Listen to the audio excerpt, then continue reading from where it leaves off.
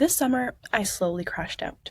I ignored the signals that my body was sending me, telling me that I needed to slow down, reset, and prioritize my well-being. I kept pushing, I kept doing more, I kept saying yes, until my body stopped me in my tracks and forced me to slow down and reset. So in this episode, I want to talk about why nervous system regulation practices and tools are powerful, but they are not the whole picture. You can meditate, you can breathe, you can tap, but if your lifestyle is constantly pulling you out of balance, eventually your body will force you to slow down through sickness or injury. So my hope with this episode is to encourage you to give yourself some grace, but to really listen to the whispers from your body before they become screams. I'll share the lessons I learned the hard way and hopefully inspire you to make the shifts that you need in your schedule, your environment, your relationships before you hit the point of complete burnout. So let's dive in.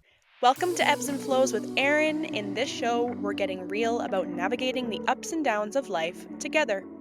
I'm your host, Erin, and we're ditching the pressure to have it all figured out along the way because honestly, nobody does. We'll explore all things healing, growing, creating, and connecting. And if you deal with anxiety, depression, being a highly sensitive person, or just feeling overwhelmed by life sometimes, I see you, and this show is for you.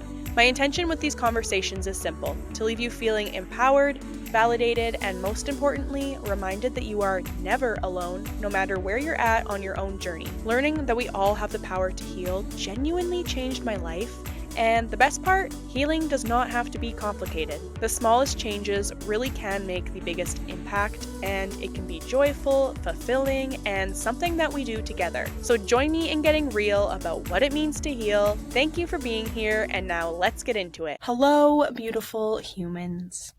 Thank you for being here with me today. As always, I'm so grateful for you, whether you are listening or watching over on YouTube. As I shared in the intro, I'm going to be sharing a look into how I slowly crashed out this summer, what that looked like, and most importantly, emphasizing the importance of listening to our body, because it will eventually force you to listen and to slow down in ways that are not very fun or enjoyable, like getting sick, having some sort of illness or injury. And this is a lesson I've learned before, but I really learned it the hard way this summer. And I'm just kind of coming out of my crash out.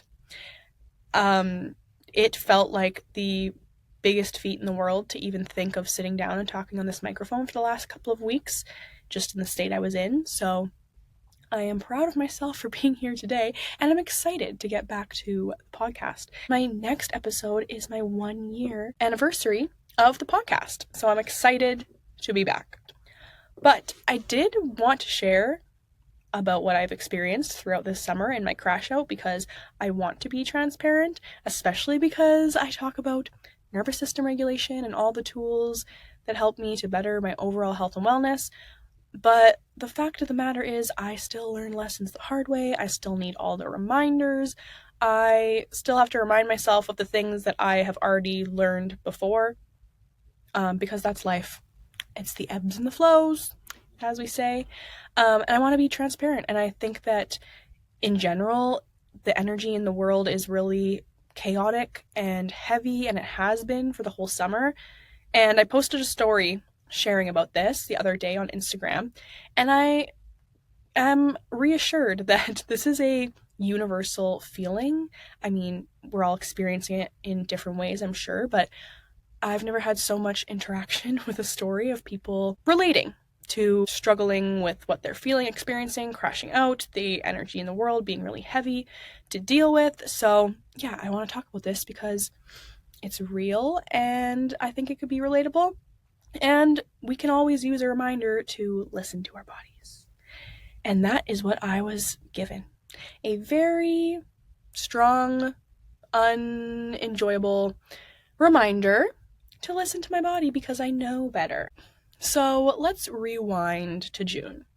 Actually, May. Because middle of May is when I came home from Italy, and I had my episode all about my Italy trip, and I shared how I had experienced some anxiety while I was there, some dysregulation, and symptoms that I was feeling on my trip that really shocked me because I hadn't really felt them to that degree in so long. Well, I found myself starting in like mid-June experiencing some of those dysregulated, anxious symptoms again. But I kind of just thought to myself, okay, I'm going to continue with my nervous system regulation tools. I'm going to go for my walks daily. I'm going to do my breathing practices, my meditation, my Reiki, and whatnot.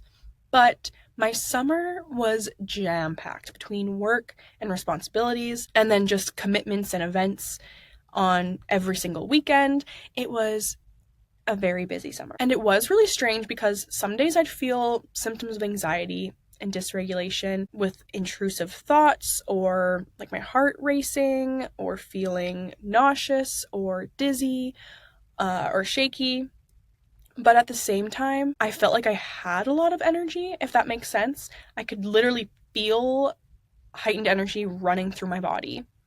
I explained it to my acupuncturist in one of my appointments this summer that I could feel energy like radiating through my hands. And instead of doing less, I was doing more. I felt like I had too much energy that I needed to get rid of. So I was doing my somatic, like jumping, shaking, tapping to release energy from my body. But I also started going back to the gym and weightlifting.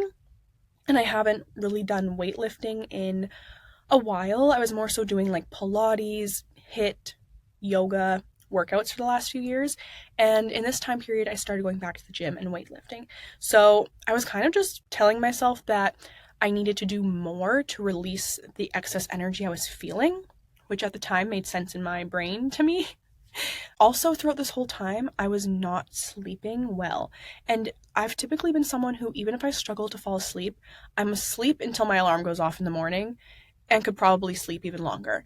But throughout the summer, I was struggling to fall asleep, but then I was also waking up so much throughout the night or the morning, and I was never feeling rested. I felt so tired every day, but then would have these choppy sleeps where I'm waking up throughout every night. But then I was also taking myself to the gym and lifting weights, and I wasn't doing very good at increasing the fuel that I was giving my body. It took me a while to remember and get back to the fact that, okay, I need to be feeding myself more protein and more food in general if I'm going to be expending this amount of energy. But then I was confused because I felt like I'd have all this energy running through my body. So I knew something was up, but I thought, okay, maybe I just need time to adjust to this like new schedule, new lifestyle. Summer is a busy time. And I was always coming back to my nervous system regulation practices. Like I mentioned, meditation, Reiki, energy cleansing, shaking, walking outside. But this is the most important point that I want to emphasize today, that again, I've learned the hard way and been reminded of the hard way because I know it to be true, but I didn't practice it in my own life this summer. You can do all the nervous system regulation techniques, tools, practices, but that will only take you so far if your lifestyle is bringing you out of balance constantly and is constantly overwhelming you or doesn't give you any space to actually feel secure and safe in your nervous system.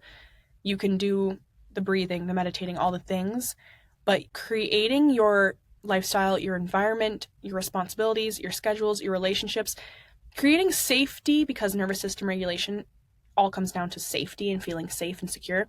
Creating safety in your lifestyle in all those areas has to come first. There has to be adjustments made there for the techniques and the tools and practices to make the greatest impact. And again, I've known this to be true, but I wasn't practicing it for myself. So I was overwhelmed with my schedule and my responsibilities throughout the whole summer. And then I'd be wondering, okay, why am I not feeling the release or the regulation, the relaxation, the balance that I would typically feel when I'm practicing my nervous system regulation practices like stretching, shaking, tapping, breathing, meditating.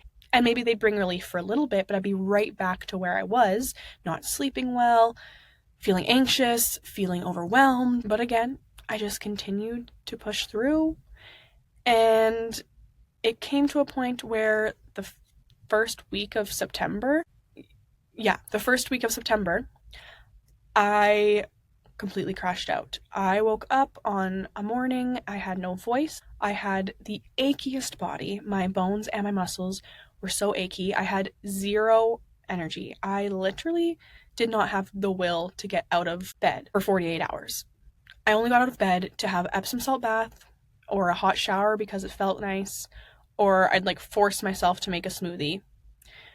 I could not do anything. Honestly, for the last 2 weeks, I've just had such low energy. Like, I could not sleep enough. I have slept so much for these last 2 weeks and continue to feel like I need more. Honestly, today was like the first day where I woke up and actually felt like, okay, I feel rested. It was insane. I haven't been sick like that in years. I can't even remember the last time I felt the way that I felt with this sickness. And then after, I was doing everything. I was taking all the vitamins. My lovely friend Chase, who does vitamin injections, gave me vitamin injections at one point. I was eating spoonfuls of minced ginger and turmeric. I was taking Epsom salt baths every day. I was really trying to do all the things to bring myself back. And even once the sickness left, I still, like I said, had no energy. And I would be sharing with people in my life that this was happening, and they're like, oh my gosh, this came out of nowhere. It hit you like a train. And while honestly, yes, it felt like it hit me like a train, I knew, looking back, my body's been sending me signals. Because even a few weeks before that, I was feeling like kind of sick. Not fully sick, nothing like that. But again, I just kind of like was trying to take my vitamins, do my practices, but was still filling my schedule and not allowing myself to make any adjustments to take care of myself. So looking back through the summer, I knew my body was sending me signals that I needed to change something, and I just didn't listen. And this was my body's way of slowing me down and forcing me to reset. I had an acupuncture appointment in August. A regulated state where you feel balanced is not going to last for very long. And it is true, I don't know if you've heard before, but it has been said before that sometimes slowing down is actually scary to people, because if you keep yourself busy, you don't have to be alone with yourself and just sit with whatever's actually happening to you. And when I look back, I do think that deep down I knew that slowing down and just letting myself actually take a minute to look inside of myself, what I was feeling and experiencing, and looking at where I needed to make adjustments to come back to myself. But I think I was almost afraid in a way to slow down and do that, knowing that I had a busy schedule and I have all these responsibilities and these things that I want to be doing as well for fun, because it's summertime and you want to have fun in summertime, and typically it is a busier season. And I started to beat myself up once I had this full crash out, thinking, okay, I've come so far, I've done so much work and have learned so much where I know better. So I started beating myself up because I know better. And I have been in such a good, balanced place for so long, and then this summer comes and I didn't really even recognize myself in the way that I was feeling. But I think that it's important to remind ourselves that life is not linear, healing isn't linear, and just because you've learned a lesson once before, or you've worked through something once before, or whatever it might be, doesn't mean that you won't ever again. We often have to release things more than once, work through things or address things more than once in our lives, and that is just life. That, again, is why we talk about ebbs and flows, because life is full of ebbs and flows, and it's not about perfection or maintaining one state forever. That's just not realistic. So I got myself out of the little self-shame spiral that I was in when I was crashing out. It also is just easy to get in your head when you're feeling so terrible. But in a strange way, I am grateful for this crash out, because it forced me to take a look at my life and reevaluate what I want and how I want to be living it, what I need to let go of or bring in to best support myself when it comes to habits or routines, my lifestyle. And I also recognize that it sounds easier said than done, because the reality is some responsibilities you can't get rid of. Or let's say your job stresses you out like crazy, but you are a parent and you need to provide for your family. So it's not so easy to just be like, well, this is dysregulating and unhealthy for me to be in this job. But especially in today's climate, I understand it's kind of terrifying to think of quitting a job and looking for a new one when you have responsibilities. It definitely is nuanced. It's not black and white as to what you need to do to live your healthiest life. But even looking at small ways that you can make adjustments in your lifestyle or in your schedule, responsibility, relationships, environment, the small, simple changes you make do compound and make the greatest impact over time. So I'm not necessarily advocating for quitting your job or breaking up with your partner or cutting off people in your life or moving houses. It doesn't have to be these giant changes, but looking at small shifts you can make that would feel good to you and create more space for you to prioritize your well-being. In a world that demands so much stimulation and pushing and hustling and always being on, even if you can do things like eat more nutritious food than you've been eating, that is something that has been huge for me while I am trying to reset from this crash out, getting better at my nutrition and fueling my body properly. Food has always been a little hard for me, and I think that will probably be eventually a whole episode of its own.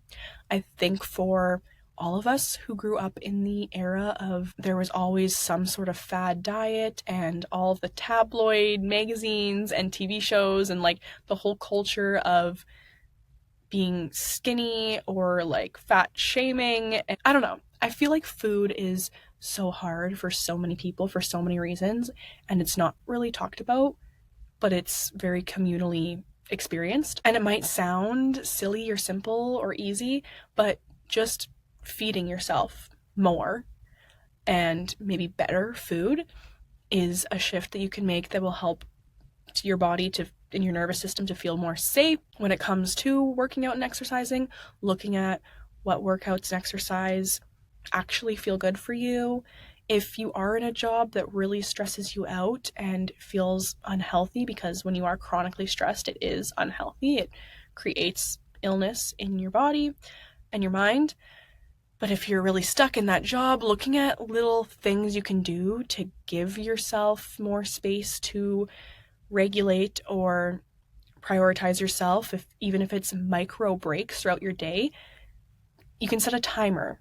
You can set 3 timers throughout your day where when it goes off, you stop, you take a big stretch as if you're yawning, getting out of bed, take a big stretch, shake your body around, take 4 deep breaths, and go on with your day. Even little shifts like that.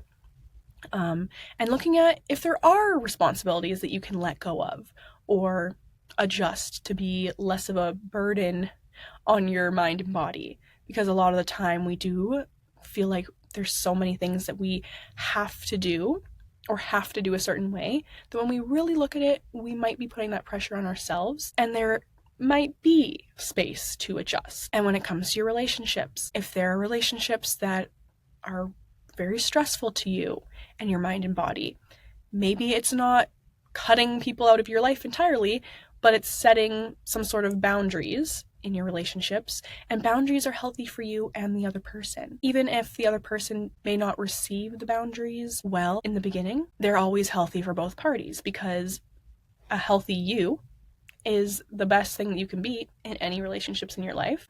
When it comes to your environment, decluttering or cleaning your space, or even adding things like adding a candle that makes you feel really cozy and safe, or a blanket, or like a picture on your wall, adding something to your space that makes it feel more safe and cozy to you. So it doesn't necessarily, again, have to be these huge changes, but little things that you can do to prioritize yourself and to create more safety in your lifestyle, because we love all the nervous system regulation tips and tools. I have episodes on all of it, but it's the way we're living our life outside of that that matters the most.